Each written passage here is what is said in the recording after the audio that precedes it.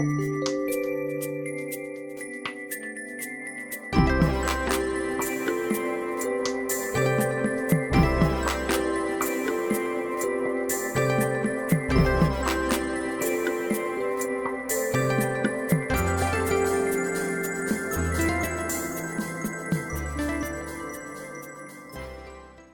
Sagittarius.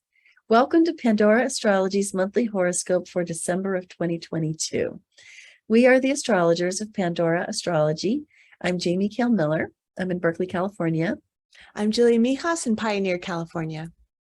Well, Sagittarius, if this is your sun sign, not your rising sign horoscope that you're watching, then it's your birthday month and you're due for your yearly birthday reading.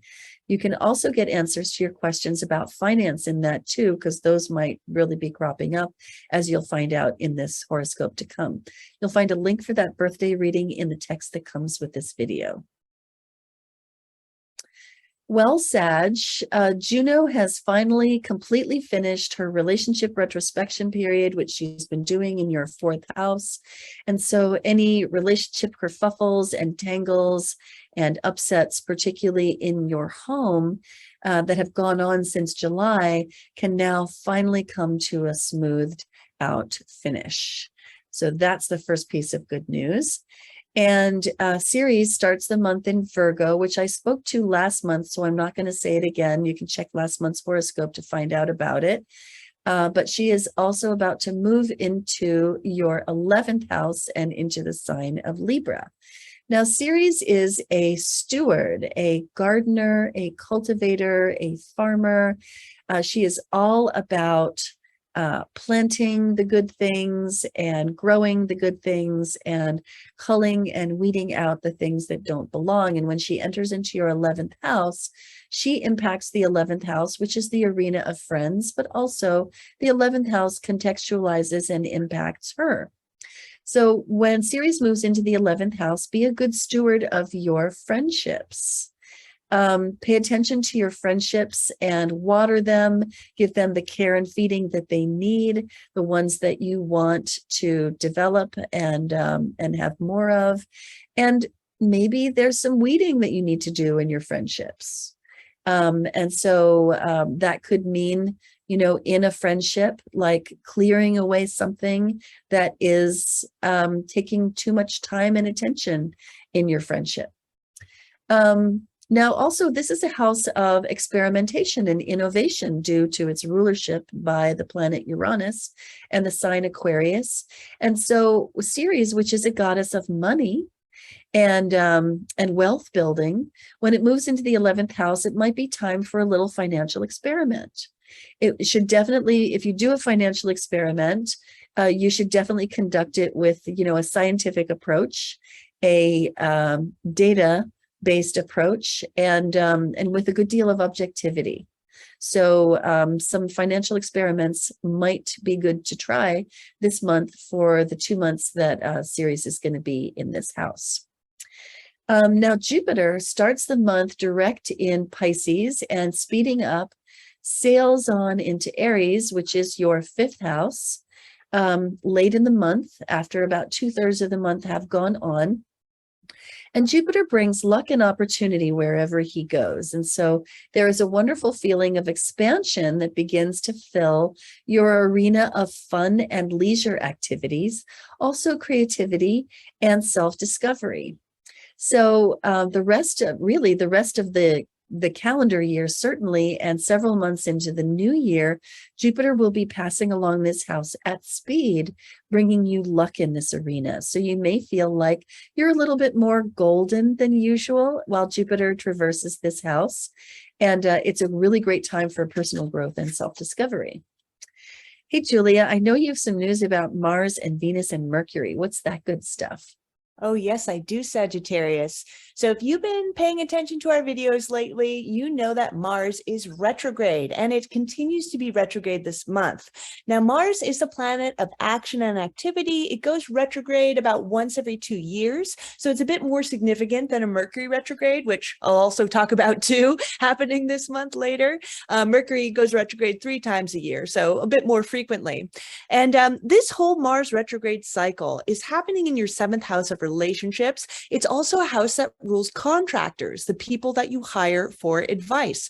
So with Mars retrograde, this might be a time of having to take back some actions. If you and your partner have been working together on something, let's say getting involved in some project together or running errands together, you might find that tempers flare up a little bit and you might have to redo some of the stuff that you guys have had to partner together to accomplish. Since this is also the house of contractors, you might find that the people that you hire for advice, you might need more second opinions because you're frustrated when the ones that you've hired and you have to go back and reconsult with somebody else.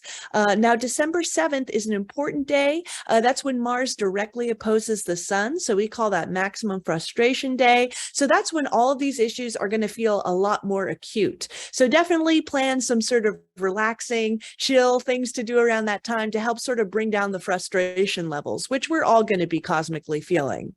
Now, on a lighter note, Venus, the planet of art, beauty, and relationships, starts the month in your first house.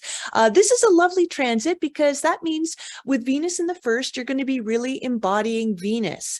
So you'll be looking a lot better. It's a wonderful time if you are want to do anything to beautify your appearance, to get a haircut, to get your nails done, to go shopping for a new outfit. And then on December 9th, Venus is going to go into your second house. This is a house of possessions. It rules all the stuff you own. It's also a house of income. And Venus feels very sensual in this house because it's naturally ruled by Taurus, which is Venus's own sign. So from December 9th onwards, you're going to really want to indulge yourself. You might want to spend a little bit more money to buy things that give you pleasure or luxury items, artistic things, which are all ruled by Venus. It can be a good time for money, if you need to expand business, or this could be the end of the year bonus too. You might get a little extra luck with your bonus this year with Venus in the 9th house. And then Mercury's got a lot going on this month. He starts off in your first house for the first about a week, the first 6 days, where he's going to be with Venus. And that means that you're not only going to be looking good, but you're going to be articulating yourself well because Mercury rules your words. Really great time the first week to make good first impressions on other people because you'll be able to just find the right words and also look more gracious, charming, and beautiful while doing it. Then on the 6th, Venus is going to enter your second house. Again, that is the house of your possessions. That is the house of your money. So your mind is going to be maybe strategizing, planning, more preoccupied with your money and finances. It can be a good time for buying and selling too, especially because Venus is going to join him there in a few days later. So if you have anything you need to sell off, maybe sell off a car or sell off some other items. So maybe you could acquire some new ones that you would prefer. This would be a great time to do it. And also a great time for buying presents for everyone for the holidays. Then on December 29th, Mercury starts a retrograde cycle. And this retrograde cycle is mainly going to take place in January, but you are going to start feeling it a week before, I'd say. Now, this is happening in the sign of Capricorn, a work sign, and in a money house. So this could affect you in terms of communication over money or at your job. And you might find if you're traveling for the holidays that there are more delays, more frustrations, more having to go back over some of your travel plans with Mercury starting to slow down by the end of the month. Yeah, there's like this mass migration from the first house into the second house, which brings up all those financial themes. And with Venus moving in there, that's such a lovely time. And then Mercury and Venus there together. I think, the shopping at the beginning of the month for the holiday at the end of the month, that seems like pretty good timing. So I have a couple of moons to report, beginning with the full moon. And that falls in your 7th house. It's a full moon in Gemini with Mars retrograde, which Julia mentioned before is going to make your relationships a little bit more argumentative, a little bit more, either you or your partner might feel like you just have to be right. And this moon can blow that up a little bit bigger, make it more emotional. This moon we're calling impulsive opinions meet pushback, and that really has a lot to do with that argumentative Mars pushing back against the usually chill and easygoing sun in Sagittarius. But in this case, it wouldn't be surprising if the sun pushes back against Mars. So that moon is going to take that Mars energy and sort of make it more emotional, and it's definitely has a chance to get into your relationships for sure. Then we have the seasonal change coming on December 21st. And that happens when the sun leaves the sign of Sagittarius, your sign, and moves into Capricorn. And this is part of the migration that I was talking about over the course of the month, where planets start the month in your first house and move into your second house. And so the second house is, as Julia's been describing it, it's a house of money and possessions and resources. And when the sun arrives there, it's a really good time to bring the sunlight of your high quality attention to this arena, because attention helps things to thrive and grow. So putting some high quality attention on your finances and how you run them, and how you run your budget, where your money comes from, where it goes to, the path that it takes as it moves through the space that is yours. And getting everything shipshape is a really great approach as the sun is traveling along through your second house. And as it continues through your second house, we have the new moon in Capricorn right here on December 23rd. And this one we're calling transactional family relationships, because of the involvement of the two mother goddesses in a stressful way. So we have the moon in Capricorn, where already the moon is not happy in Capricorn. It can be crusty and stoical. And yet this is the moon, that happens the closest to the winter holiday, when all we do is we go home and we hang out with family. And isn't that one of the ironies of the world? And then this moon square Ceres, which is the other mother, the more physical mother, the feeding and clothing mother. And so there's some stress and tension there between the maternal archetype, suggesting perhaps that you might feel like you have to sacrifice emotional affection in order to get that hug, or sacrifice physical affection in order to really feel loved by family.